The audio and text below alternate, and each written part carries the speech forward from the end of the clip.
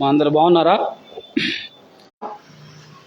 4వ అధ్యాయం వచనం 16 సంఘం చేయాల్సిన పనులు. ఎలయనగా తెస్సలోనికలో కూడా మీరు మాటి మాటికి నా అవసరం తీర్చుటకు ఏం చేశారట అమ్మా? సహాయం చేశారు అంటుంది కదా. సంఘము అని అంటే అర్థం ఏందండి? సంఘము అని అంటే గ్రీకులో ఇక్లీషియా అనే మాటలో నుండి సంఘం అనే మాట వచ్చింది. గ్రీకులో ఇక్లీషియా అని అంటారు. కాబట్టి సంఘం అనగా పిలువబడిన వారు, ప్రత్యేకపరచబడిన వారు, ఆయన స్వరక్తమిచ్చి సంపాదించబడిన వారు, విశ్వాసుల యొక్క సమూహమే సంఘం. సంఘానికి గ్రీకులో అయితే మనం ఎక్లీషియా అని చూసాం, కానీ ఇంగ్లీష్లో ఈ మాటకి చర్చ్ అనే మాట రాయబడింది. చెప్పండి, గ్రీకులో సంఘానికి పెట్టిన పేరేంటి? ఎక్లీషియా. ఇంగ్లీష్లో క్షమించండి, గ్రీకులో. ఇంగ్లీష్లో అయితే చర్చ్. చర్చ్ అంటే తెలుగులో సంఘము అని అర్థం. సంఘం అంటే విశ్వాసుల యొక్క సమూహం. మనందరం కూర్చున్నాం కదా, ఇదే సంఘం. చాలామంది తెలియక చర్చి చర్చి చర్చి అని అంటారు. చర్చి అంటే దాని ఉద్దేశం, వాళ్ళ ఉద్దేశం ఏంటంటే ఒక పెద్ద కట్టడం, అక్కడ మనుషులున్నా లేకపోయినా ఎక్కడికి వెళ్తున్నారు అని అంటే చర్చి దగ్గరికి వెళ్తున్నాను అని అంటారు. చర్చి అక్కడ ఏడుంది కదా. కుడికి లేనప్పుడు అక్కడ ఎవరు ఉండరు. అక్కడ ఏముంటుంది? ఒక బిల్డింగ్ ఉంటుంది, దాని బిల్డింగ్ అనాలా. అది బిల్డింగ్ మాత్రమే. చర్చ్ అంటే అర్థం సంఘం. సంఘం అంటే విశ్వాసుల సమూహం. కాబట్టి కొంతమంది విశ్వాసుల సమూహం కూర్చొని ప్రార్థన చేసే స్థలాన్ని కాదు, కానీ ఆ యొక్క సమూహాన్ని సంఘము అన్నారు. ఇంగ్లీష్లో చర్చి అన్నారు, గ్రీకులో ఇక్లీషియా అని అన్నారు. కాబట్టి సంఘము, చర్చ్ అంటే కట్టడం కాదు, గుర్తుపెట్టుకోండి. చర్చ్ అంటే సంఘము. తెలుగులో కూడా మనకు ఒక మాట ఉంది, దేశాన్ని గురించి కవులు రాస్తూ ఉంటారు. దేశం అంటే మట్టి కాదు, దేశం అంటే మనుషులే. సహజంగా దేశం అంటే ఏమనుకుంటాం? మనకి భారతదేశం అంటే ఆ ఇండియా మ్యాప్ గుర్తొచ్చింది కదా. ఆ మ్యాప్ గుర్తొచ్చి ఇది మన దేశం అని అంటాం. కవి అంటున్నాడంటే దేశం అంటే మట్టి కాదు, దేశం అంటే మనుషులు. సంఘం అంటే గోడలతో ఉన్న బిల్డింగ్ కాదు. సంఘం అంటే విశ్వాసుల సమూహం. ఇప్పుడు మీకు అర్థమైందా సంఘం అంటే? మీకు ఆరంభం నుంచి సంఘం అంటే ఏందో నేను క్లుప్తంగా చెప్పాను. కాబట్టి సంఘం ఇప్పుడు చేయాల్సిన బాధ్యతలు కొన్ని ఈ యొక్క ఉదయకాల సమయంలో మనం వాక్యాధారంగా లేఖనాలతో చూద్దాం. నాకేదో తెలుసని కాదు, నేనేదో నా గొప్పతనాన్ని చూపించుకోవడం కాదు కాదని మీ అందరూ ఎరిగిందే. లేఖనాధారంగా సంఘాన్ని గురించి మరలా మీ ముందు ఉంచడానికి ఇష్టపడతా ఉన్నాను. ఇప్పుడు చెప్పండి, సంఘానికి గ్రీకులో ఏమన్నారు? సంఘం అనగా గ్రీకులో ఎక్లీషియా అని అన్నారు, ఇంగ్లీష్లో చర్చి, తెలుగులో సంఘం. సంఘం అంటే విశ్వాసుల సమూహం. సంఘం యొక్క బాధ్యత, మొట్టమొదటి బాధ్యత చదువుకున్నాం కదా. ఫిలిప్పీయులకు రాసిన మొదటి పత్రిక 4వ అధ్యాయం వచనం 16లో మనం చూస్తే వారు ఎలా ఉన్నారట? అవసరములు తీర్చుటకు సహాయము చేసేది. సంఘం ఏం చేయాలా? సంఘము సహాయం చేసేదిగా ఉండాలి. ఎవరికి సహాయం చేయాలా? ఎవరికి సహాయం చేయాలా? అసలు నిజమైన భక్తి ఏదంటే పేదలను కనుకరించడం, విధవరాలను కనుకరించడం, ఆపదలో ఉన్న వారికి సహాయం చేయడం. ఇది విశ్వాసి యొక్క బాధ్యత. అవసరంలో ఉన్న వారికి సహాయం అందుకే లోకంలో క్రిస్టియానిటీకి ప్రత్యేకమైన గుర్తింపు ఉంది. ప్రపంచంలో ఎక్కడికైనా వెళ్ళు, ప్రపంచంలో ఎన్నో రకాల మతాలు ఉన్నాయి. హిందూ మతం ఉంది, జైన మతం ఉంది, బుద్ధు మతం ఉంది కదా, ఇస్లాం మతం ఉంది. ఇలా చెప్పుకుంటూ పోతే సుమారుగా 6-7 మతాలు ప్రాముఖ్యమైనవి ఉన్నాయి. మన భారతదేశంలో 6 రకాల మతాలు ఉన్నాయి. కానీ వాటన్నిటిలో క్రైస్తవ్యం యొక్క ప్రత్యేకత ఏందని చూస్తే, క్రైస్తవ్యాన్ని ప్రపంచంలో ప్రత్యేకంగా ఎలా గుర్తించగలుగుతా ఉన్నారు? ఎందుకు అంత తొందరగా ప్రజలు ఈ క్రిస్టియానిటీని ఇష్టపడుతున్నారు అని చూస్తే క్రీస్తు యొక్క గుణ లక్షణాలు క్రైస్తవ్యంలో ఉన్నాయి. గుర్తుపెట్టుకోండి, క్రైస్తవ్యాన్ని మొట్టమొదట సంఘం ఆరంభం ఎక్కడైందంటే అంత్యోకలో మొట్టమొదట శిష్యులు క్రైస్తవులు అనబడ్డారని క్రిస్టియానిటీ మాట, క్రీస్తు మాట వినిపించింది. సంఘం అయితే మేడగదిలో ఆరంభమైంది. ఆదిమ సంఘం ప్రభు బలంగా ఆయన ప్రార్థిస్తూ ఉన్నప్పుడు వచ్చి సంఘం ఆరంభం జరిగింది. సంఘ ఆరంభం ద్వారా కొన్ని కార్యక్రమాలు జరిగినాయి కదా. పేతురు ప్రసంగం చేసినప్పుడు ఏమండి 3,000 మంది రక్షించబడ్డారు. ఆ తర్వాత 5,000 మంది రక్షించబడ్డారు. కాబట్టి సంఘం యొక్క పని మనం చూస్తే క్రీస్తుని ప్రకటించడం, క్రీస్తు ప్రేమను చూపించడం. అయితే లోకంలో క్రైస్తవ్యానికి గుర్తింపు ఎప్పుడు వచ్చింది అని మనం చూస్తే సంఘం ఆరంభ దినాల్లో క్రైస్తవ్యం మతం కాదండి, గుర్తుపెట్టుకోండి. సంఘ ఆరంభంలో అపోస్తుల ద్వారా సంఘం దేవుడు స్థాపించినప్పుడు సంఘం ఏమంటే నిర్మించబడుతూ పోతూ ఉంది. ఆయా ప్రాంతాల్లో అంత్యోకలో, ఫిలిప్పీలో కదా, కొరింథీలో ఉన్న సంఘం అని మనం బైబిల్లో చూస్తాం. సంఘాలు కట్టబడతా ఉన్నాయి, ప్రజలు సంఘాలుగా ఏర్పడతా ఉన్నారు, దేవుని పని జరుగుతూ ఉంది. అయితే ఈ సంఘానికి క్రైస్తవులు అనే పేరు చూస్తే బైబిల్లో 3 సార్లు క్రైస్తవులు అనే మాట చూస్తుంది. దేని బట్టి? క్రీస్తును అనుసరించేవారు, క్రీస్తుని వెంబడించేవారు, ఈ మార్గమున వెళ్ళేవారు కదా. అంత్యోకలో మొట్టమొదట శిష్యులు ఏమన్నారు? క్రైస్తవులు అనబడి పిలబడ్డారు. ఎందుకంటే వారు క్రీస్తుని వెంబడించిన వారు, వారు క్రీస్తుని ప్రకటిస్తున్న వారు, వారు క్రీస్తు ప్రేమను చూపిస్తున్నవారు, వారు క్రీస్తు వలె వాళ్ళు జీవిస్తున్నవారు. కనుక వాళ్ళను చూసి ఆ ప్రజలు ఏమన్నారంటే వీరు క్రైస్తవులు అని అన్నారు. మరి నిన్ను నన్ను మన క్రైస్తవులమేనా? క్రైస్తవం ఆ తర్వాత కాలంలో ఏమైపోయిందంటే అది మతంగా మారింది. కాన్స్టాంటిన్ నోబుల్ అనే ఆయన అప్పటి వరకు ఆయన రాకముందు క్రైస్తవ్యం అనేది అధికారంగా ఏమీ లేదు. సంఘాలు స్థాపించబడతా ఉన్నాయి, సంఘం ఏర్పడతా ఉన్నాయి. అపోస్తుల ద్వారా ఆదిమ సంఘం మొదటి శతాబ్దంలో 100 సంవత్సరాల్లో చాలా బలంగా పరిగి జరిగి ఖండాంతరాలు దాటుకుంటూ సువార్త వెళ్ళింది కదండి. మన దేశంలో కూడా మరి భక్తుడైన ఆ యొక్క మరి తోమా వచ్చిన పరిస్థితి మనకు తెలుసు కదా. 3 ప్రపంచ యాత్రలు పౌలు చేసిన సంగతి మనకు తెలుసు. సంఘం చాలా బలంగా పనిచేస్తున్న సమయంలో కానీ సంఘానికి ఏం లేదు. ఆ తర్వాత కాలంలో సంఘం మెల్లిగా ఏమైపోతా ఉందంటే ఆ సంఘం మీద దాడులు జరుగుతున్నాయి. సంఘాన్ని భయంకరంగా జోసెఫ్ స్టాలిన్ అయితే యూదుల్ని భయంకరంగా హింసించేవాడు. యూదులతో పాటు క్రైస్తవులకు శ్రమలు, ఇబ్బందులు, కష్టాలు వచ్చినాయి. క్రైస్తవులకు ఇబ్బందులు, కష్టాలు ఎప్పుడు వచ్చినాయి అంటే ఆరంభం నుండి ఉన్నాయి.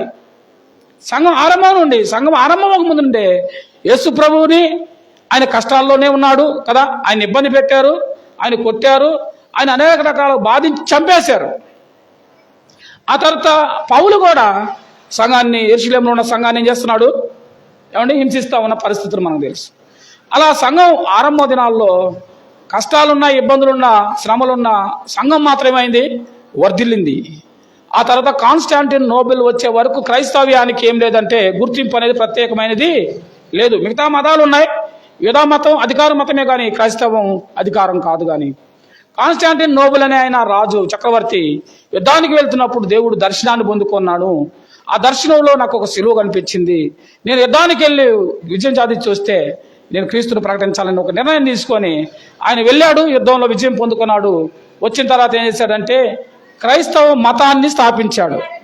క్రైస్తవ మతానికి ఒక ప్రత్యేకమైన గుర్తింపించి అధికార మతకంగా దాన్ని చరిత్రలో లిఖించేశాడు. క్రైస్తవ మతంకి సంబంధించిన ఆరాధన చేసుకోవడానికి ఆదివారాన్ని కూడా సెలవు దినంగా ప్రపంచానికి ప్రకటించిన వాడు కాన్స్టాంటిన్ నోబెల్.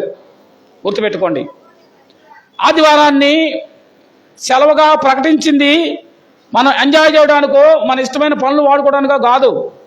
ఆదివారం ప్రభుదినం, ప్రభుని ఆరాధించాలని చక్రవర్తి అయిన కాన్స్టాంటిన్ దాన్ని సెలవు దినంగా ప్రకటించాడు. ఆ విధంగా మతం స్థాపించబడింది, క్రైస్తవ మతం. ఆ తర్వాత మన అందరం ఎరుగుదము ఆ మతం కాస్త ఏమైపోయిందంటే రోమన్ల చేతిలోకి వెళ్ళిపోయి రోమన్ల యొక్క అధికారం కింద అది మతంగా మనుషుల యొక్క మనసుల్ని మార్చాల్సింది పోయి వాళ్ళు ధన వ్యామోహంతో బైబిల్లో లేని సంగతులు చెప్పుకుంటూ పోతున్న పరిస్థితులు మనం చూసాం. ఆ తర్వాత దేవుని యొక్క కృపను బట్టి మనకు మార్టిన్ లూథర్ గారు అదే ఆశయంలో రోమన్ క్యాథలిక్లో ఉన్న ఆ యొక్క మార్టిన్ లూథర్ గారిని దేవుడు ప్రత్యేకపరుచుకొని బైబిల్లో వారు చెప్తున్న అబద్ధాలను తప్పుల్ని ఆయన 99 తప్పుల్ని చూపించి ఆ తర్వాత ప్రత్యేకంగా బైబిల్ గ్రంథాన్ని రాయించి దాచిపడ్డారు. వాళ్ళు దాచిపెట్టారు బైబిల్ని. ప్రజల చేతుల్లో బైబిల్ ఉండేది కాదు. అక్కడ ప్రీచర్ ఏది చెప్తే అదే. కాబట్టి కొన్ని తప్పులు అక్కడ ఉన్నాయి. పాప పరిహార పత్రాలు ప్రాముఖ్యంగా పాపం చేసిన వాడు ఆ పత్రం కొంటే పాపం పోయిద్దని చెప్పేసి వ్యాపారంగా ఏమైపోయిందంటే క్రైస్తవ మతం మారిపోయిన పరిస్థితుల్లో దేవుడు అద్భుతంగా మరి ప్రొటెస్టెంట్స్ని లేపి ఆ తర్వాత మరి క్రైస్తవంలో మార్పులు వచ్చినాయి. బాప్టిస్ట్ సంఘం ఇట్లా సంఘాలుగా ఏర్పడి, బ్రదరన్ సంఘం కదండి, లూథరన్ సంఘం, ఇట్లా సంఘాలుగా ఏర్పడి, శాఖలుగా ఏర్పడి దేవుని పని జరుగుతున్న పరిస్థితులు మనం చూస్తూ ఉన్నాం. అయితే ఈరోజు వాక్య ధ్యానంగా మనం చూస్తున్న మాట, సంఘం యొక్క బాధ్యత ఏంటి, సంఘం సమాజం పట్ల, సంఘం ప్రజల పట్ల, సంఘం కుటుంబం పట్ల సంఘం యొక్క బాధ్యత ఏందనేది మనం చూసినట్లయితే అపోస్తలుడైన పౌలు ఫిలిప్పీ సంఘం ద్వారా మనతో మాట్లాడుతున్నాడు. సంఘం మొట్టమొదట ఏం చేసేది ఉండాలా, సంఘం ప్రేమ చూపించేదిగా ఉండాలి కదా. ఏమంటా ఉన్నాడు, సంఘము సహాయం చేసేదిగా అదని వచ్చిన 16లో 4వ అధ్యాయం 16వ వచనంలో అవసరతలు తీర్చుటకు సహాయము చేసేది. సంఘం ఏం చేయాలా, సహాయం చేయాలి. క్రైస్తవ్యంలో సహాయం చేసే విధానాన్ని, ప్రేమించే విధానాన్ని బట్టి ప్రపంచంలో క్రైస్తవునికి ప్రత్యేకమైన ప్రత్యేకత ఉంది. అవునంటారా కాదంటారా? లేకపోతే మనం ఎక్కడుండేవాళ్ళం ఈరోజు?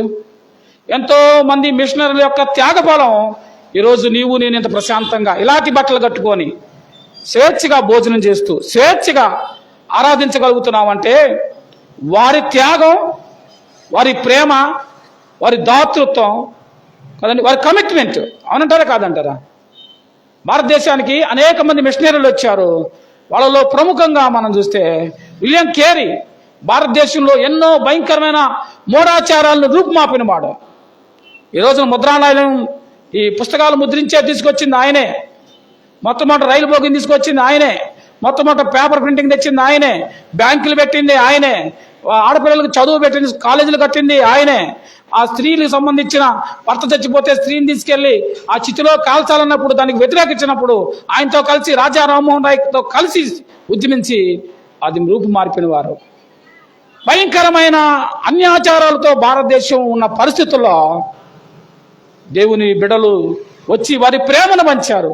వారి కుటుంబాలు త్యాగం చేశారు. వాళ్ళ భార్య ఎక్కడ చనిపోయింది, పిచ్చెక్కిపోయింది, బిడ్డ చచ్చిపోయాడు, కొడుకు పుట్టి చనిపోతే తన భార్యకి కుమారుడు చచ్చిపోతే చూసి పిచ్చి వచ్చేసింది. పిచ్చి భార్యతో ఒకవైపు ఆమె అన్ని చూసుకుంటూ ఎన్నో గొప్ప కార్యాలు చేసిన వాడు.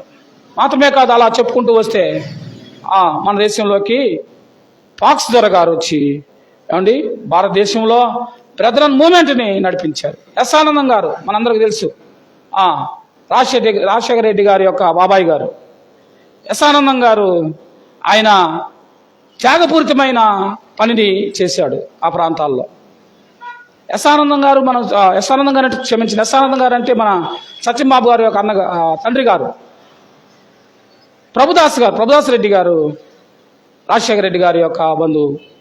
ప్రభుదాస్ రెడ్డి గారు తన 3 కుమార్తెలు, మగపిల్లలు లేరు. ఆయన ఎప్పుడు కూడా నన్ను రెడ్డి అని పిలవకండని ఆయన ప్రభుదాస్ అనే మాట మాత్రమే ఆయన చెప్పాడు. రెడ్డి అనేవాడు చనిపోయాడు, నేను ప్రభు దాసుడని గొప్ప త్యాగపూరితమైన సేవ చేసిన పరిస్థితి మనం చూస్తాం. 3 కుమార్తెల్ని ఆయన ఎవరికి వివాహం చేశాడు తెలుసా? ఏమండి ఆయన రెడ్లైనప్పటికీ తీసుకొచ్చి ఎస్సీలకి ఇచ్చి వివాహం చేశాడు. ఇప్పుడు ఆ అల్లుళ్ళు బలంగా పనిచేస్తున్నారు, కుమార్తెలు బలంగా పనిచేస్తున్నారు. ఆ రోజుల్లో వాళ్ళు కులం చూడలా, మతం చూడలా, అలా గొప్ప కార్యం చేశాడు. మన ప్రాంతాల్లో చూస్తే మన వేటపాలిలో ఉన్న ఎస్ ఆనందం గారు, సత్యాల ఆనందం గారు ఆయన గొప్ప త్యాగపూరితమైన సేవ చేసిన పరిస్థితులు మనం ఎరుగుదాం కదా.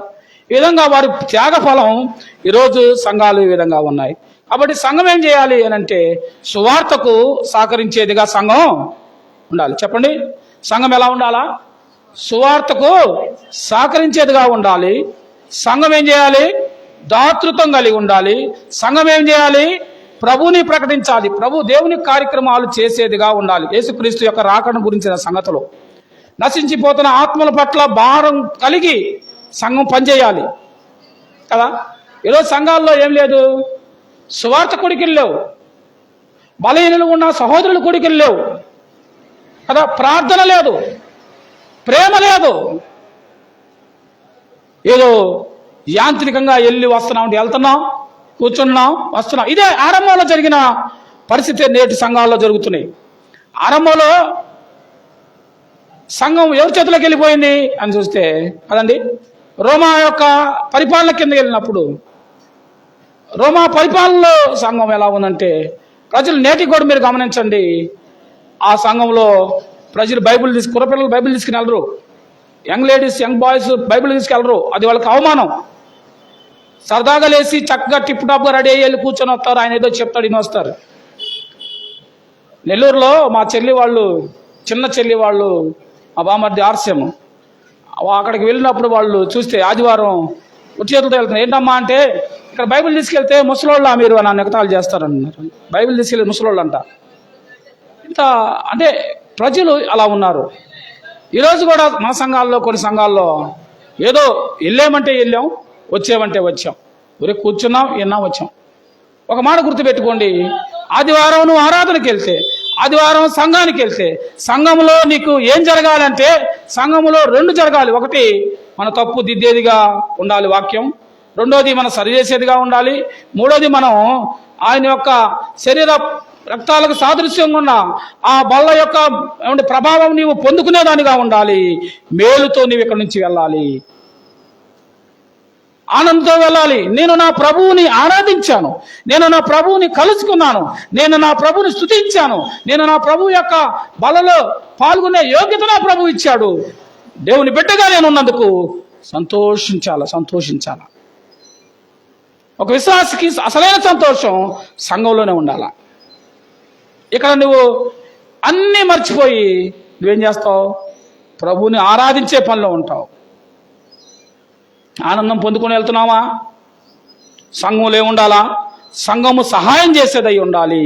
రెండోది మనం చూసినట్లయితే 3వ అధ్యాయం 33వ వచనంలో 3:3లో రెండోది చూద్దాం. అదే ఫిలిప్పీ పత్రిక 3వ అధ్యాయం వచ్చిన 3లో సంఘం ఏం చేయాలో చూద్దాం.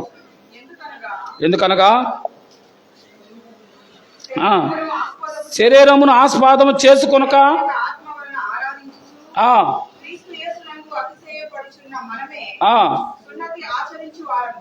చాలండి. ఏం చేయాలట సంఘం? రెండోది ఆరాధించాలి. ఏమన్నాడు? ఆత్మ వలన ఆరాధించుచు అని అన్నాడు. సంఘం ఏం చేయాలా? ఆరాధించే సంఘంగా ఉండాలా. ఈరోజు చాలా సంఘాల్లో ఆరాధన లేదు. ఆరాధన అంటే అర్థమే లేని మనుషులు ఉన్నారు సంఘాలు ఉన్న దినాల్లో మనం ఉన్నాం. మీరు అడగండి, బయట ఎవరినైనా ఆరాధన అంటే అర్థమైందని అడగండి, మీకు దాదాపుగా 199 మంది చెప్పలేరు. మేము చర్చికి వెళ్ళి వస్తున్నాం అంటారు. చర్చి అంటే కూడా తెలియని వాళ్ళు ఉన్నారు. అవునంటారు కాదంటారు. చాలా మంది చర్చి అంటే అర్థం కూడా తెలియని వాళ్ళు ఉన్నారు. చర్చి అంటే గుడి అనుకుంటున్నారు, చర్చి అంటే బిల్డింగ్ అనుకుంటున్నారు. చర్చియే తెలియనప్పుడు ఆరాధన అంటే ఇంకా ఏం తెలుసు? ఆరాధన మనం చూస్తే ఆరాధనకి, స్తుతికి, ప్రార్థనకి చాలా వ్యత్యాసాలు ఉన్నాయి. ఒక చిన్న సంఘటన గతంలో నేను చెప్పిందే మళ్ళా గుర్తు చేస్తా ఉన్నాను. ఒకసారి ఒక పెద్ద ముసలామ కొన్ని బ్యాగులు తీసుకొని రైల్వే స్టేషన్లో ఆమె ప్రయాణం చేయడానికి వెళ్తుంది. ట్రైన్ వచ్చే టైం అయింది. ట్రైన్ వచ్చి ఆగింది. ఆమె ఆ బ్యాగ్ తీసుకొని ఆ ట్రైన్ ఎక్కలేక పరిస్థితుల్లో ఆమె బాధపడతా, మోయలేకపోతా ఉంది. ఎవరి పనిలో వాళ్ళు, ట్రైన్ కాబట్టి ఆగితే కుదరదు కాబట్టి ఎవరి పనిలో గబాగబా ఎక్కిపోతున్నారు, దిగిపోతున్నారు. అదే సమయంలో ఒక పెద్ద ఆయన పక్కన చాలామంది గన్మ్యాన్లు, విఐపీలు ఉన్నారు. వాళ్ళందరినీ పక్కన పెట్టేసి మీరు ఆగండి అని చెప్పేసి గబగబా వెళ్ళి ఆ బ్యాగ్ తీసుకొని చేతితో పట్టుకొని ఆమె రెక్క పట్టుకొని తీసుకెళ్ళి స్టేషన్లో ఆ ట్రైన్లో ఎక్కించి ఆమెను కూర్చోబెట్టి జాగ్రత్త అమ్మా అని అన్నాడు.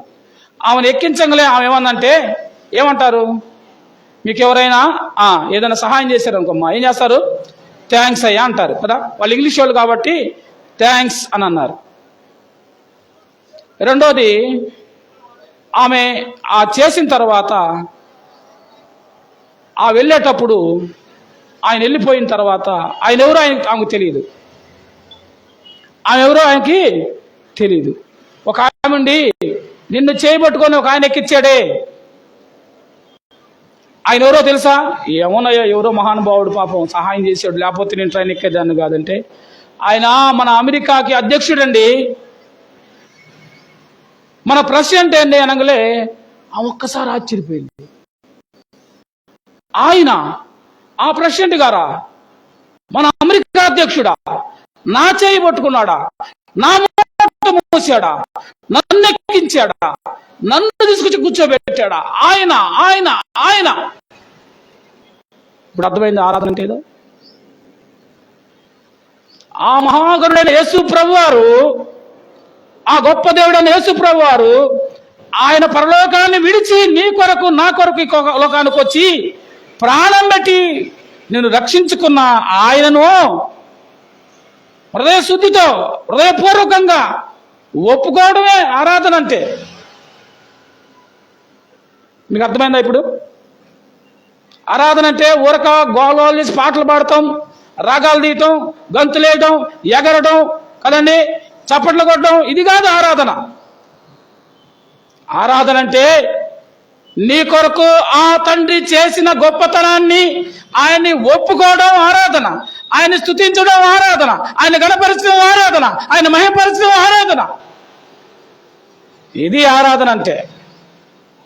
యోహాను సువార్త 4:24లో మీరు చూడాల్సిన అవసరం వెనకాల తాటికాయ అక్షరాల్లో ఉంది. దేవుడు ఆత్మ కనుక ఆయన ఆరాధించేవారు ఆత్మతోనూ సత్యముతోనూ ఆరాధించాలి. గోలగోలగా ఎగురుతూ గంతులేస్తూ గొడ్లు ఉన్నాయా లేవా అన్నో తెలియకుండా పరవశమైపోయినట్లుగా చప్పట్లు కొట్టుకుంటూ కేకలేసుకుంటూ మ్యూజిక్లు పెట్టుకుంటూ ఎగిరేది ఆరాధన కాదండి. లేకపోతే మనుషులకు అర్థం కాని భాషలో ఏదేదో మాటలు ఉచ్చరించుకుంటూ రాగాల మీద రాగాలు, తాళాల మీద తాళాలు పాడుకుంటూ పోయేది ఆరాధన కాదు. ఆయన ఏందో నీకు అర్థం అవ్వాలా, ఆయన ఏందో నువ్వు ఒప్పుకోవాలా. ఆయన గొప్పతనాన్ని ఒప్పుకోవడం కొరకే ఈరోజు ఆరాధన అంటే ఇక్కడికి రావడం. మనం ఆదివారం ఆరాధనలో మనం ఏమి ప్రభుని అడగకూడదు. మిగతా రోజులన్నీ అడుగు, లేకపోతే ఆరాధన అయిపోయిన తర్వాత అడుగు. ఆరాధన చేస్తూ మనం ఏం చేయకూడదు, మళ్ళీ అది ఇది అనకూడదు. అలాంటి ఇచ్చాడు, ఇచ్చిన దానికి ఇప్పుడు ఏం చేసుకుని వచ్చాం అలా. ఎవరైనా సహాయం చేశారు, వాళ్ళకి ఏదైనా బహుమానం తీసుకెళ్ళి ఇచ్చడానికి వెళ్ళాం. ఏం చేస్తాం? బహుమానం ఇచ్చి కదా, థ్యాంక్ యూ అండి, మీరు సహాయం చేశారు, మీ మేలు మర్చిపోను అని మీకు వాళ్ళకి ఏం చెప్తాం? కృతజ్ఞత చెప్తాం కదా. ఇది ఆరాధన అంటే. ప్రభువుకి మన కృతజ్ఞతాస్తుతులు చెల్లించడమే ఆరాధన, ఆయన గొప్పతనాన్ని ఒప్పుకోవడమే ఆరాధన. అయితే ఆయన్ని ఎలా ఆరాధించాలట? ఆత్మతోనూ సత్యముతోనూ. మనం సత్యం, మనలో ఏం లేదు, సత్యం లేదు. లోకంలో ఎన్నెన్నో కదా పాపంలోనూ లోపాల్లోనూ మునిగిపోయిన మనం ఏం చేయాలా? వాటిని ఒప్పుకొని విడిచిపెట్టి ప్రభు దగ్గరికి వచ్చి సత్యమైన ఆరాధన చేయాలా. అన్ని లోన పెట్టుకొని హృదయం నిండుగా పాపంతో నిండిపోయి పైకి మాత్రం చక్కగా మంచి బట్టలు వేసుకొని తలస్నానం చేసి వచ్చి కూర్చొని ఆరాధన చేస్తున్నానంటే ఆ ఆరాధన చెల్లదు. సత్యమైన ఆరాధన చేయాలా, యథార్థమైన ఆరాధన చేయాలా. ఎలా చేయగలుగుతాం సత్యమైన ఆరాధన? అసలు సత్యవంతుడు ఎవరున్నారు లోకంలో అని అంటే ఇగో సత్యమైన దేవుడు కదా, సత్యవంతుడైన దేవుడు ఆయన ఉన్నాడు. ఆయన దగ్గరకు వచ్చి ఒప్పుకోవాలి, అయ్యా పాపినైనా నన్ను కరుణించు, నా లోపాలు సరిచేయి, నన్ను బాగు చేయి, నన్ను నీ బిడ్డగా పవిత్రుని చేసి నీకు యోగ్యమైన ఆరాధన చేసే అర్హత నాకు లేదు, నువ్వు నాకు సహాయం చేయమెత్తే ఆయనే నీకు సహాయం చేసి యోగ్యమైన ఆరాధన చేసే భాగ్యం దేవుడు నీకు ఇస్తాడు. అది ఆరాధన అంటే. గుర్తుంచుకోండి, ఆరాధన అంటే ఆత్మతోనూ సత్యముతోనూ. ఆత్మతో అని ఎందుకన్నాడంటే దేవుడు ఆత్మ కనుక ఆయన ఆరాధించేవారు ఆత్మతో ఆరాధించాలి. దేవునిని మనం విగ్రహాల్లో చూడకూడదు, దేవుణ్ణి పటాల్లో చూడకూడదు. దేవునికి మనం కొబ్బరికాయలు తీసుకెళ్తామో, క్యాండిల్ పెట్టుకోవటమో, గుండు కొట్టించుకోవటమో, గుళ్ళు మీద మోకాళ్ళ మీద నడవడం ఇది చేయకూడదు. ఈ లోకంలో చాలా ఆచారాలు ఉన్నాయి, వాళ్ళు చేస్తున్నారు, వాళ్ళకు అది ఆచారం, వాళ్ళకి అది రాయబడ్డ వాళ్ళ గ్రంథాల్లో. కానీ బైబిల్ గ్రంథంలో అలా లేదు. బైబిల్ గ్రంథంలో దేవుడు ఆత్మ. అలా ఎక్కడైనా ఉందా బైబిల్లో? ఎక్కడైనా ఉంటే మనం కూడా పెద్ద సిలువ పెట్టి, సిలువ మీద యేసు ప్రభు యొక్క పెద్ద విగ్రహాన్ని పెట్టించేవాడిని. నేను కూడా ఫస్ట్ అదే పెట్టేవాడిని, ఈ వాక్యాలు రాసేవాడిని కాదు. బైబిల్లో ఎక్కడా లేదు. ప్రజలు విగ్రహాన్ని ఎందుకు కోరుకుంటున్నారంటే, రాత్రి మీకు చెప్పడం జరిగింది, విగ్రహం అయితే అది చూడలేదు, అది వినలేదు, అది మాట్లాడలేదు. కాబట్టి ఆనాటి ఇశ్రాయేలు కూడా అదే చేశారు. మోషే వాక్యం తేడానికి పైకి వెళ్ళాడు. వినండి, మోషే ఎక్కడున్నాడు? కొండ మీద ప్రభు దగ్గర 40 రోజులు ఉపవాసం ఉండి ఆయన చేవరేలతో రాయబడిన పదాజ్ఞలు తీసుకొని, వాక్యం తీసుకొని వస్తుంటే ప్రజలు వాక్యానికి ఇష్టపడకుండా ఒక బంగారు దూడం చేసుకొని, ఇదిగో మమ్మల్ని ఐగుప్తు నుంచి నడిపించిన దేవుడు ఇదే అని చెప్తూ తినుతూ తాగుతూ గంతులేస్తూ ఆడుతూ మొదలుపెట్టారు ప్రజలు. ఈనాడు సంఘంలో ప్రజలు విగ్రహారాధన కోరుకుంటున్న కారణం ఏంటంటే, విగ్రహాలు చూడవు, విగ్రహాలు వినవు, విగ్రహాలు మాట్లాడవు, మనం ఏం చేసినా చెల్లిద్దని ఆఖరికి వాళ్ళ హృదయాలను మోసం చేసుకుంటూ లేని దాన్ని దేవుడిని తీసుకొచ్చి పెట్టుకొని ఆరాధన చేస్తున్నావు అని విక్రీంత పాలు చేస్తున్నారు దేవుణ్ణి. అది ఆరాధనే కాదు. వాక్యం అలా చెప్పటం లేదు. వాక్యం ఆయన క్రమం కలిగిన దేవుడు కదండి. ఆయన ఎలాంటి దేవుడు? ఆయన క్రమాన్ని కోరుకునే దేవుడు. సియోనులో మౌనంగా ఉండుట దేవుని స్తుతించటమే. ఆ ప్రభుని ఆరాధించే మనం యోగ్యమైన ఆరాధన చేయాలి కదా. ఇప్పుడు రెండు మనం విన్నాం. ఒకటి సంఘం యొక్క బాధ్యత, రెండోది ఆరాధన ఎలా చేయాలి కదా. యేసుకేలు గ్రంథం 37వ అధ్యాయం 4-5 వచనాలు మనం చూద్దాం. యేసుకేలు గ్రంథం 37వ అధ్యాయం 4-5 వచనాలు. అందుకు ఆయన ప్రవచనమెత్తి, ఎండిపోయిన ఈ ఎముకలతో ఇట్లనుము, ఎండిపోయిన ఎముకల్లారా యెహోవా మాట ఆలకించుడి. ఈ ఎముకలకు ప్రభువైన యెహోవా సెలవిచ్చినదేమనగా, మీరు బ్రతుకున్నట్లు నేను మీలోనికి జీవాన్ని. చాలట. ఆరాధనలో ఏముండాలా? ఎండిపోయిన జీవితం, మోడుబారిన జీవితం, పాడైపోయిన బ్రతుకు ఎలా ఉండాలా? మార్పు చెందాల, జీవం కలగాల, జీవం కలిగిన ఆరాధన చేయాల. ప్రభు అన్నాడు, ఎండిపోయిన ఎముకల్లోకి ఏం పంపిస్తాడట? ఆయన జీవాత్మను పంపిస్తాడు కదా. జీవాత్మను ఆయన బతికిస్తే ఏమవుతుంది? బ్రతుకుతారు. మీరేమన్నాడు? మీరు బ్రతుకున్నట్లు కదా. యోగ్యమైన ఆరాధన చేయకపోతే ఏమైపోయినట్లు లెక్క? జీవించి ఉన్నావు అనే పేరు తప్ప నీవు మృతుడివే.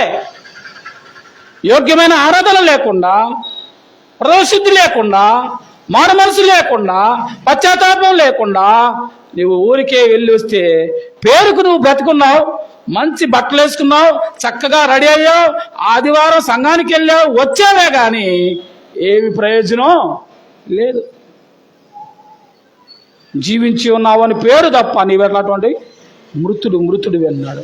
అయితే ఆయన ఏమన్నాడంటే యేసుకేలుతో, ఎండిపోయిన స్థితిలో ఉన్నా సరే, నువ్వే స్థితిలో ఉన్నావో ఈ మధ్యాహ్న సమయంలో దేవుడు అడుగుతున్నాడు. నువ్వు ఎండిపోయిన స్థితిలో ఉన్నావు, నువ్వు మరణ పంచులో ఉన్నావు, నువ్వు శాపములో ఉన్నావు, నువ్వు పాపములో ఉన్నావు, నువ్వు పడిపోయి ఉన్నావు, నువ్వు మరణానికి దగ్గరగా, ఆ యొక్క నరకానికి దగ్గరగా ఒకవేళ నువ్వు ఉన్నట్లయితే, ఎండిపోయిన స్థితిలో ఉన్నా కలిసి ఆయన ఏమన్నాడు? నువ్వు బ్రతుకుతావు. నువ్వు బ్రతకాలంటే ఏం చేయాలా? ప్రభు దగ్గరికి వచ్చి మన స్థితిని ఒప్పుకోవాలి. అయ్యా, లోకంలో అన్ని చోట్ల తిరిగేసాను, చేయాల్సినంత చేసేసాను, అయిపోయింది. ఆ శరీరం అంతా ఎండిపోయి ఇప్పుడు ఏమైపోయింది? ఎముకలు మాత్రమే మిగిలిన జీవితం నా జీవితం. కాబట్టి ఇక లోకం నన్ను ఏమీ భరించలేని పరిస్థితి, మరణానికి దగ్గరగా ఉన్నాను. నీ వస్తే ఇప్పుడు నేను ఖచ్చితంగా నరకంలోకి వెళ్తాను. కాబట్టి ఇట్టి నరకం నుండి నన్ను ఏం చేయాలా? తప్పించేది నువ్వే, జీవాన్నిచ్చేది నీవే కదా, జీవాధారం ఆయనే. కాబట్టి ఏం చేయాలి? నువ్వు బ్రతకాలంటే ఏం చేయాలా? ఏమండి, ప్రభు దగ్గరికి వచ్చి అడగాలి. అదే యెహోవా మాట ఆలకించుడి అన్నాడు. చూడండి వచ్చిన 4లో ఏమన్నాడు? యెహోవా మాట. నువ్వు బ్రతకాలి అంటే, ఎముక లాంటి నీ జీవితం, రోత అయిన నీ జీవితం, చెడిపోయిన నా బ్రతుకు మారాలి అని అంటే యెహోవా మాట ఆలకించాలా. ఆరాధనలో ఏం చేయాలా? ఆలకించేవారిగా ఉండాలి కదా, ఆలకించాలి. అప్పుడు నువ్వేం చేస్తావు? ఒప్పుకోవాలి.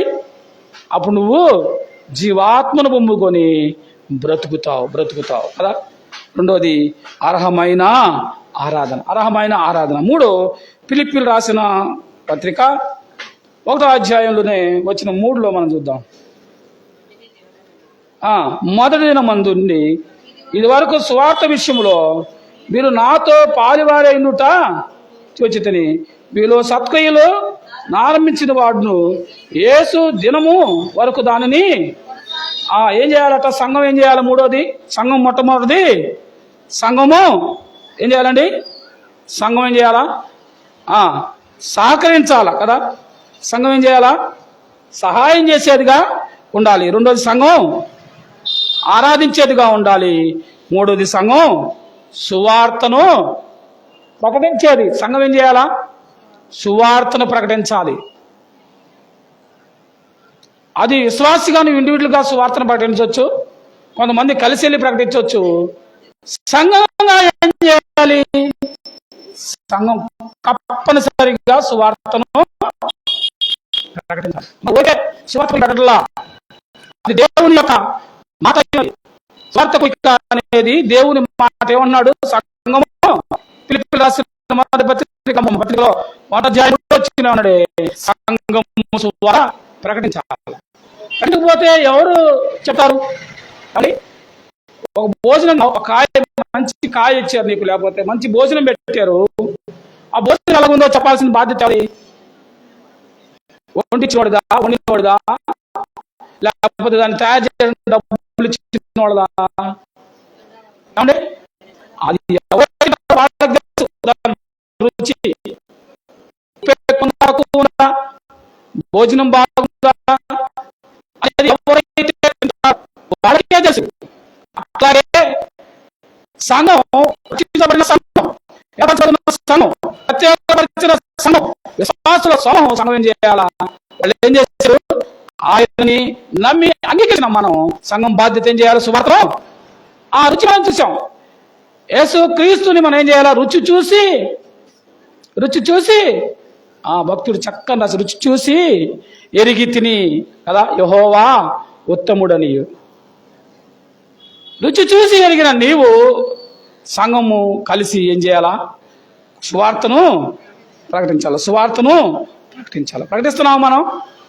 చాలా సంఘాలు సువార్తను ప్రకటించే పనిలో లేవు. మనం చిన్న సంఘమే, మనం ప్రారంభించి 4 సంవత్సరాలే అయినా వాక్యానుసారమైన పనిని మనతో మనం ఎక్కడ కూడా చేయకుండా పనిచేస్తున్నాము. దానికి మీరు అందరూ కష్టపడి పనిచేస్తారు. ఇప్పుడు ఖచ్చితంగా ఆ సమయంలో కంపల్సరీ. 4 మనం చూద్దాం. 1వ అధ్యాయం 6.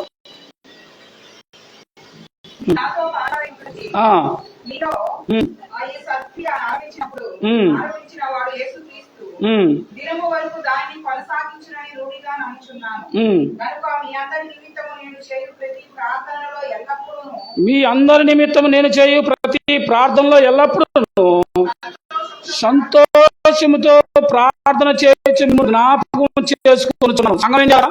4వది సంఘము సంతోషంతో ప్రార్థన చేయాలి. సంఘము ఇతరుల కొరకు ప్రార్థన చేయాలి. సంఘము నశించే వారి కొరకు ప్రార్థన చేయాలి. సంఘము బలహీనంగా ఉన్న వారి కొరకు ప్రార్థన చేయాలి. సంఘము ఏం చేయాలట?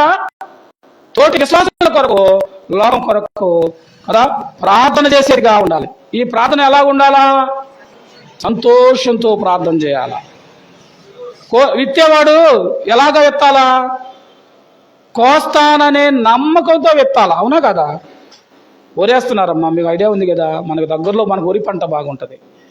వరి నాటుతున్నాడు, నాటేటప్పుడు ఆ నాటే వ్యక్తి ఎలా నాటుతాడు? ఖచ్చితంగా ఇది పంట వచ్చిందనే నమ్మకంతో అతను ఇస్తాడా, లేకపోతే ఇది కొట్టుకుపోయిద్ది, ఇది ఎండిపోయిద్ది, పాడైపోయిద్ది అని ఇస్తాడా? అలా పాడైపోయిద్ది అంటే అసలు అతను ఏమేమి అనుకుంటాడు కదా. కొంతమంది అప్పుడప్పుడు కొన్ని సంవత్సరాలు పొలాన్ని ఎండి పెడతారు. ఎందుకు? అయ్యా భూమి సారం పోయింది, లేకపోతే నీళ్లు సరిగా లేవు, లేకపోతే వరదలు వస్తున్నాయి అని కొన్ని కారణాలు పెట్టి వారికి పంట రాదనే నమ్మకం లేదు కాబట్టి వాళ్ళు పంట వేయరు. కానీ పంట వేస్తున్నారంటే అర్థం ఏంది? ఖచ్చితంగా పంట కోస్తామనే నమ్మకం. ప్రార్థన చేస్తున్నావు అంటే నువ్వు ఏ నమ్మకంతో ప్రార్థన చేస్తున్నావు? నువ్వు అడిగిన దానిని పొందుకుంటావనే విశ్వాసంతో, సంతోషంతో ప్రార్థన చేయాలి. నువ్వు అడిగిన దానికంటే, నువ్వు ఊహించిన దానికంటే అధికమైన దేవుడు మేలులు చేస్తానని వాగ్దానాలు చేశాడు బైబిల్ గ్రంథంలో. నువ్వేం చేయాలా? బైబిల్ గ్రంథంలోని వాగ్దానాలను ఎత్తిపట్టి, ప్రభువా నీవు మా కొరకు చేస్తానన్నావు కదా, చెయ్యి ప్రభువా అని నీవు ప్రభుని అడిగాను. మనం అడిగేటప్పుడు దానిని పొందుకుంటామని విశ్వాసం కలిగి ప్రార్థన చేయాలి. రెండోది, దేవుడు మనకిచ్చిన వాగ్దానాల్ని గుర్తుపెట్టుకొని ప్రార్థన చేయాలి, ప్రతిఫలాలు పొందుకోవాలి. సంఘం ఏం చేయాలి? నాలుగోది, ప్రార్థించేదిగా ఉండాలి. కొరింథీయులకు రాసిన 2వ పత్రిక 4వ అధ్యాయం వచ్చిన 16 చూద్దాం. కొరింథీయులకు రాసిన 2వ పత్రిక 4వ అధ్యాయం వచ్చిన 16లో ఈ మాటలు మనం చూడొచ్చు. కావున మేము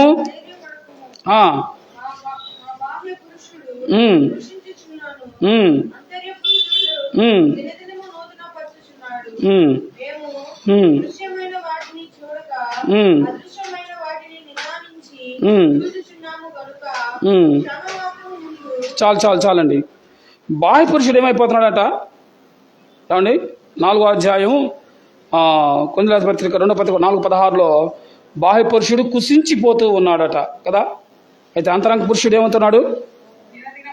దినదినము కదా, దినదినము నూతన పరచబడుతున్నాడు. సంఘం ఏం చేయాలా?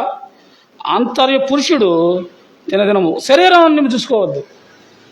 ఈ శరీరంలో, లోకంలో ఉన్నంత కాలం శరీరంలో రోగాలు, కష్టాలు, ఈ శ్రమలు, ఇబ్బందులు వస్తాయి కదండి. వయసును బట్టి డాక్టర్ల దగ్గరికి వెళ్తే ఏమంటారు?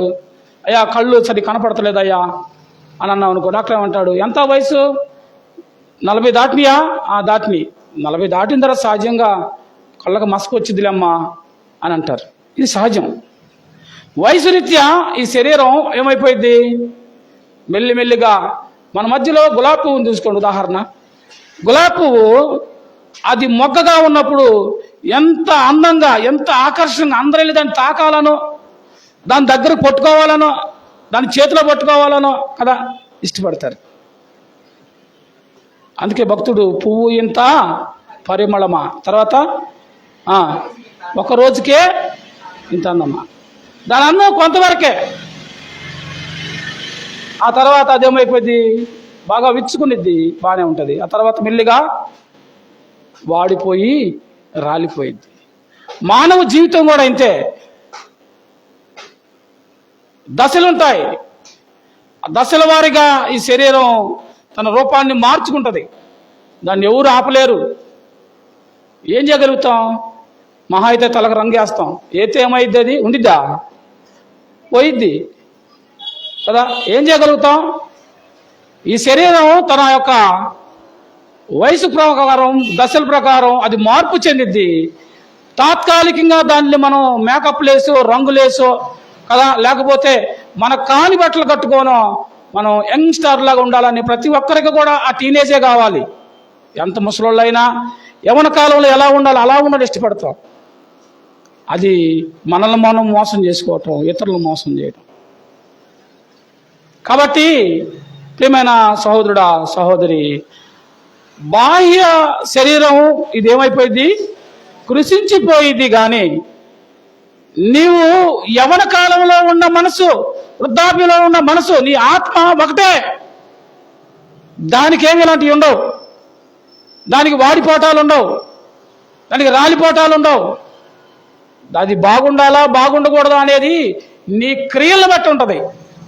అంతరంగ పురుషుడు దినదినం ఏం చేయాలా? దినదినము బలం పొందుకోవాలా. బాహ్య పురుషుడు క్షీణిస్తాడు, కళ్ళు చూపుపోతుంది, జుట్టు తెల్లబడిపోయిద్ది, శరీరం మడతలు పడిపోయిద్ది, ఆటోమేటిక్గా షుగర్లు, బీపీలు, థైరాయిడ్లు, గుండె వ్యాధులు, కీళ్ళ నొప్పులు, ఇంకా చెప్పాలంటే అనేకమైనవి వచ్చేస్తాయి. ఇది శరీర తత్వం. కానీ అంతరంగ పురుషుడు ఏం చేయాలంటే దినదినము బలం పొందుకోవాలి, దినదినము నూతన బలం పొందుకోవాలి. దానికి వయసుతో సంబంధం లేనే లేదు. దేని ద్వారా పొందుకుంటాము అని మనం చూస్తే ప్రార్థన ద్వారా మనం పొందుకోగలుగుతాం. నాలుగోది ఏంటండి? ప్రార్థన. మొదటిది సంఘం సహాయం చేసేదిగా ఉండాలి. రెండవది సంఘము ఆరాధించేదిగా ఉండాలి. మూడవది సంఘము సువార్త ప్రకటించేదిగా ఉండాలి. నాలుగోది సంఘము ఏం చేయాలా? ఏమండి? ప్రార్థించేదిగా ఉండాలి. ఐదోది నేను చెప్పి ముగిస్తానండి. ఐదోది చూద్దాం. ఫిలిప్పీ పత్రిక 3వ అధ్యాయం వచ్చిన 20. 3వ అధ్యాయం వచ్చిన 20. మన పౌరస్థితి పరలోకమందున్నది, అక్కడ నుండి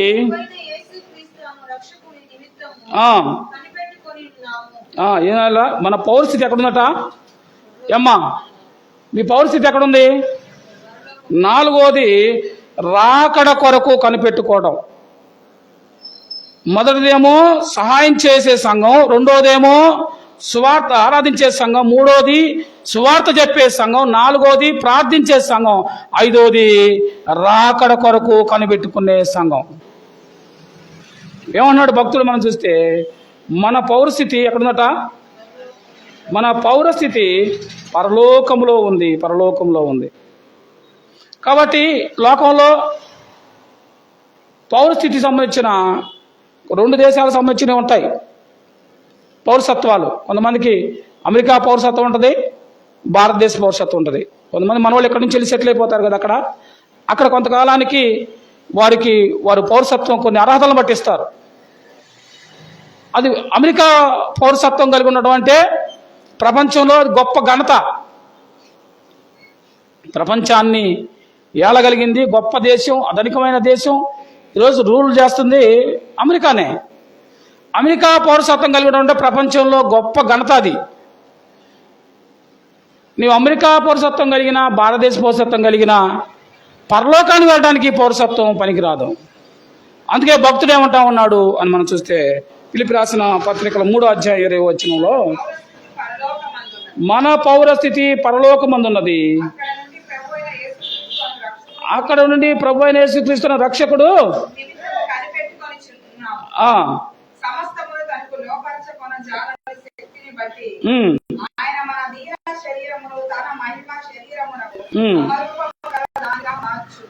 చూసారా ఏం చేస్తాడట ఆయన? మన శరీరాలన్నీ దీన శరీరాలు, శరీరాలన్నీ మృతతుల్యమైన శరీరాలు. మన దీన శరీరాన్ని ఆయన ఏం చేస్తాడు? మహిమ శరీరంగా మారుస్తాడు. పరలోకానికి రక్త మాంసాలతో ఎవరు వెళ్ళవండి, గుర్తుపెట్టుకోండి. నీలాంటి రూపమే మరొక రూపం ప్రభు సిద్ధపరిచి ఉంచాడు. అది మహిమా శరీరం. నీ కళ్ళు, నీ ముక్కు, నీ నోరు నీ ఆకారంలోనే ఉంటారు. పరలోకంలో ఒకరినొకరు గుర్తుంచుకుంటారు. గుర్తుంచుకోరా? గుర్తుంచుకుపోతే నరకంలో ఉన్న ఆ యొక్క ధనవంతుడు ఏమన్నాడు? తండ్రి అయిన అబ్రహామా, లాజర్ని ఏం తెలుసు? తండ్రి అయిన అబ్రహాం తెలుసు, లాజరు తెలుసు. గుర్తుంచుకున్నారా లేదా? రూపం లేకపోతే ఎట్లా గుర్తుంచుకుంటారు? మన రూపాలు ఉన్నాయి. అయితే ఈ శరీరం, ఈ రక్త మాంసాలు పరలోకాన్ని చేరలేవు. ఆయన ఏమన్నాడు? మన దీన శరీరాన్ని తన మహిమ శరీరంగా మార్చి పరలోకంలో దేవుని దూత వలె దేవుని అనిత్య రాజ్యంలో నీవు పరిశుద్ధుడు పరిశుద్ధుడు పరిశుద్ధుడని ప్రతి గానాలతో ప్రభువుని కొనియాడిస్తాడు. ఆ పరలోకంలో ఏడుపు ఉండదు, పళ్ళు కొరుకోవటం ఉండదు, కష్టాలు ఉండవు, ఇబ్బందులు ఉండవు, అనారోగ్యం ఉండవు, శ్రమలు ఉండవు. అక్కడ నిత్యం ఆనందమే. కాబట్టి నీ పౌరసత్వం ఎక్కడ ఉండాలా? పరలోకంలో. నీకు టికెట్ ఉందా? పరలోకంలో నీకు స్థానం ఉందా? పరలోకానికి ఈ రాత్రి లేకపోతే ఈ టైంలోనే ప్రభు రాకడ వస్తే నువ్వు ఎత్తే గుంపులో ఉన్నావా, దిగబడే గుంపులో ఉన్నావా? ఎత్తబడే గుంపులో ఉంటే నీ పౌరస్థితి పరలోకంలో ఉండిద్ది. పరలోకంలో ఉందా, నరకంలో ఉందా? పౌరస్థితులు రెండు ఉన్నాయి. ఒకటి పరలోకంలో, రెండు నిత్య నరకంలో ఉన్నాయి. ఈ వెళ్ళేలోపు నువ్వు ఒక మంచి నిర్ణయం తీసుకుని వెళ్ళు. ఒకవేళ ఇంకా టైం ఉంది అనుకుంటున్నావేమో, ఇంకా వయసు ఉంది అనుభవించవచ్చు అనుకుంటున్నావేమో, ఇంకా ఇంకా ఇంకా వాయిదా వేస్తున్నావేమో. రేపు దేవుని రాకడ సమీపంగా ఉంది. ఒకవేళ నువ్వు అనుకుండొచ్చు, మా ముత్తాతలు అదే చెప్పారు, మా తాతలు అదే చెప్పారు, మా నాన్న వాళ్ళు అదే చెప్పారు, ఇప్పుడు బోసన్న కూడా అదే చెబుతున్నాడు, రాకడ సమీపంగా ఉందని. ఏడొచ్చింది అనుకున్నావా? Okay, right. రాకడ ఎప్పుడు వచ్చిందని ఎవరు చెప్పలేం. సమీపంగా ఉందని ఆయన సూచనలు బట్టి చెప్పగలుగుతాం. కానీ నీ నా పోకడకి గ్యారంటీ ఇస్తావా సహోదరుడా, సహోదరి? నీ నా పోకడా నేను ఖచ్చితంగా సాయంత్రం 5 గంటలు బతికే ఉంటానని నేను చెప్పగలుగుతానా? మన ఆయువు ఏ పాటిది? ఇంతలోనే కనబడి అంతలోనే మాయమయ్యే ఆవిరి వంటిది మన జీవితం. నీటి బుడగలంటే మన జీవితం చూస్తూ ఉంటాం. బట్టలు బాగా తెలుస్తుంది, చాలా ఉంటాయి. మీరు చూస్తూ ఉండగా ఎప్పుడు ఆగిద్దో తెలియదు. తొందరనే అది బుడక పగిలిపోయింది కదా. నీటి బుడగలాంటిది నీ జీవితం. కాబట్టి మన ఆయువు ఎంతవరకు ఉంటుందో మనకి తెలియదు. ఉదయం ఇంటికాడ నుంచి బయలుదేరి సెంటర్కి వెళ్ళిన వాళ్ళు మళ్ళీ క్షేమంగా వస్తారని గ్యారంటీ లేని దినాల్లో మనం ఉన్నాం. ఒకవేళ వచ్చేవంటే అది దేవుని కృపే, దేవుని కృప తప్ప నీ యొక్క జ్ఞానమో, నీ యొక్క ఆ యొక్క చాకుచాతుర్యమో, నీ గొప్పతనమో కాదు. సరే, నీ జ్ఞానాన్ని బట్టి, నీ యొక్క ఆ డ్రైవింగ్ ని బాగా చేయగలిగిన బట్టి నువ్వు చాలా చక్కగా తోలినా ఎదుటోడు వచ్చేవాడు నీ చేతిలో లేడుగా. వాడు లారీయో బస్సు వచ్చి గుద్దడని గ్యారంటీ ఏంది? లోకంలో ఏది నీ ప్రాణానికి అసలు గ్యారంటీయే లేదు. అయినా ఎంత తెలిసినా ఇంకా నీవెందుకు వాయిదా వేస్తున్నావు? ఇంత వాక్యం వింటున్నావు కదా, ఇంత సత్యం తెలుసుకుంటున్నావు. ప్రభువు తేటగా వాక్యం ద్వారా, సంఘం యొక్క బాధ్యతల ద్వారా విశ్వాసిగా మారాలంటే ఎప్పుడు మారాలి అని మాట్లాడుతున్నాడు. ఎప్పుడైతే యేసు క్రీస్తు ప్రభుని నువ్వు తెలుసుకున్నావో మరుక్షణం నువ్వు చేయాల్సిన పని ఏంటంటే వితిన్ సెకండ్లో రక్షించబడాల. ఏమండి, మనందరికీ బాగా తెలుసు ఇథియోపియా. నేను చెప్పి ముగిస్తాను, ప్రార్థన చేస్తాను. ఇథియోపియా నపుంసకుడు ఉన్నాడు. అతడు ఇథియోపియా నుండి వచ్చి యెరూషలేముకు వచ్చి ప్రభుని ఆరాధించి వెళ్తున్నాడు. వెళ్తూ వెళ్తూ ఒక పుస్తకం కొనుక్కున్నాడు. అది యెషయా గ్రంథం. అది తీసి 53వ అధ్యాయం చదువుతున్నాడు. ఆయనకి ఏం అర్థం కావటల్లా. ఎవరి గురించి, నా గురించా, ఎవరి గురించి అర్థం కావటల్లా. ప్రభు ఏం చెప్పాడంటే, ఫిలిప్పును నువ్వు వెళ్ళి అతనికి ప్రభు ఆ వాక్యం అర్థమైతే చెప్పమన్నాడు. ఫిలిప్పు ప్రభు చేత కొనబడి వెళ్ళి ఆ రథం వెంట వెళ్తా పరిగెత్తుతూ, ఏమయ్యా నువ్వు చదువుతున్నావే, అది నీకు అర్థమైందా అని అన్నాడు. ఫిలిప్పు ఏమన్నాడంటే, నాకు ఎవరైనా చెబితే కదా నాకు అర్థమయ్యేది అని అన్నాడు. నువ్వు వచ్చి చెప్పమని రథం ఆపి ఎక్కించుకున్నప్పుడు ఫిలిప్పు చెప్పాడు, ఇదిగో ఈ వతకు తేబడిన గొర్రె పిల్ల, ఈ బొచ్చు కత్తిరించి వాని మౌనంగా ఉన్నట్లు మౌనంగా ఉన్న ఈ గొర్రె పిల్ల, సర్వ మానవాళి రక్షణ కొరకు ప్రాణం పెట్టిన ఈ గొర్రె పిల్ల ప్రభు పరలోకాన్ని విడిచి భూమి మీదకి వచ్చి మానవుని యొక్క పాపాలన్నీ మోసుకెళ్ళట కోసం వచ్చిన గొర్రె పిల్లైన యేసుక్రీస్తు ప్రభు నీ కొరకు ప్రాణం పెట్టాడు. ఆ ప్రభు నిన్ను నమ్ముకొని నీవు గనక నీ పాపాలు ఒప్పుకొని పశ్చాత్తాపడితే పరలోకంలో ఉండే భాగ్యాన్ని ఇస్తాడని సువార్తను చెప్పినప్పుడు అతను ఏమన్నాడు తెలుసు? అయ్యో నిజమా, ఇదిగో నీరు ఏమన్నాడు చూద్దాం. ఒకసారి చూసి నేను మీకు నా సొంత మాటలు కాదు కానీ వాక్యంలో నుంచి చూస్తేనే అది మనకి బాగా మంచిది. ఎందుకంటే వాక్యమే మనకు ఆధారం. సొంత మాటలు, కథలు మీరు తీసుకోబాకండి. వాక్యంలో అలా ఉందా లేదా అని బెరయా సంఘస్థులు అయితే ఏం చేస్తారు? ఏమండి, బెరయా సంఘస్థులు అయితే అలాగుందా లేదా అని వాళ్ళు నిత్యం చేస్తారట, పరీక్షిస్తారు.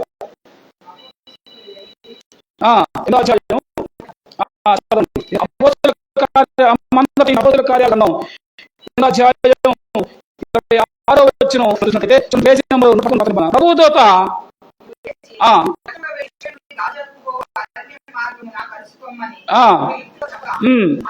అతను లేచి వెళ్ళను. ఉమ్, ఆమె యొక్క ధనాగారం అంతటి మీద ఉన్న ఉమ్, ఇథియోపియుడైన నపుంసకుడు ఆరాధకులకు యెరూషలేమునకు ఉమ్, అతని ఇంటికి వెళ్ళుచు. ఉమ్. సమయం లేదు, ముందుకు వెళ్దాం. 30 త్రోవలో వచ్చినగా నీళ్లు ఒక చోటకి వచ్చి నీళ్లు ఒక చోటకి వచ్చి అప్పుడు నపుంసకుడు, ఇదిగో నీళ్లు, నాకు బాప్తిసం ఇచ్చుటకు ఆటంకమని అడిగి ఆ రథం నడపమని ఆజ్ఞాపించెను. ఫిలిప్పు నపుంసకుడు ఇద్దరును నీళ్ళలోకి దిగి అంతటా ఫిలిప్పు అతన్ని బాప్తిసం ఇచ్చెను. చూసారా, ఎప్పుడైతే ఇతను విన్నాడో, ఎవరు ఇతను సామాన్యంగా నీళ్ళ కాదు, దేవుల్లో రాణి కింద ఇతను ఫైనాన్స్ మినిస్టర్, ధనాల మీద అధిపతి. ఈ రోజు చెప్పాలంటే అతను ఫైనాన్స్ మినిస్టర్. ఆ దేశంలో ఉన్న డబ్బు వ్యవహారాలన్నీ ఇతని చేతిలో ఉంటాయి. అంత అధికారం కలిగిన ఇతను ఈ అధికారంలో ఈ అందం, ఈ డబ్బు, ఇవన్నీ దేవుడు వారికి వర్షమైంది. ఇతను మాట్లాడు, హృదయం గొచ్చయి ప్రభుని నమ్మాడు. అయ్యా అదిగో నీళ్ళు, అయ్యా రథమాపు, అయ్యో నీళ్ళు, అయ్యో నేను బాప్తిసం తీసుకోకుండా కనుక వెళ్తుంటే మార్గ మధ్యలో జరిగితే ఏమైపోతాను? ఆ భయం నీకు ఉందా? ఆ భయం నీకు ఉంటే నీకు ఎట్లా పడింది? నువ్వు ఎలా తినగలవు? నువ్వు ఎలా అసలు ఆలోచించగలవు? ఆ భయం పట్టుకుంది. నేను ఎక్కడ దాటి నశించిపోతే, మరణిస్తే నేను నశించిపోతాను అని అన్నాడు.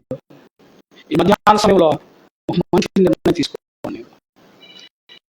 అశ్రద్ధ చేయకూడదు, సంఘం చేయాలి అని 4 సంగతులు మాట్లాడాడు. సంఘం సహాయం చేయాలి, సంఘం ఆరాధించాలి, సంఘం సువార్త చెప్పాలి, సంఘం ప్రార్థించాలి, సంఘము రాకడ వరకు కనిపెట్టుకోవాలి. ఇన్ని సంఘం ద్వారా జరుగుతుంటే వింటున్న మీలో ఇంకా ఎవరైనా యేసుక్రీస్తుని నమ్మకుండా ఉంటే, ఇదిగో ఇదే రక్షణ దినం, ఇదే మిక్కిలి అనుకూల సమయం. ఇంతకు మించి మరొక దినం, మరొక సమయం ఉంది అని ఎదురు చూడబాకండి. అది మంది కాదు, ఇప్పుడు ఈ రోజే నీది. రేపు అనేది క్రైస్తవుడు ఎప్పుడు కూడా ఎదురు చూడకూడదు. రేపు అనేది ఇచ్చాడంటే అది దేవుడు కృప, అంతే. ఈరోజే మంది, రేపు మంది కాదు. నిన్న మొన్న జరిగిపోయింది, మనం ఏమి మార్చలేము. కాబట్టి నీ చేతిలో ఉంది ఒకటే, ఈరోజే జరిగిపోయింది. దాన్ని నువ్వేమి చేయలేవు. కానీ ఇప్పుడు మాత్రం ఇది నీది, ఇది నీది. దీన్ని ఎట్లా చేసావంటే నీకంటే నాకంటే కోల్పోయే వాళ్ళు ఎవరు ఉండరు. కాబట్టి యేసు ప్రభు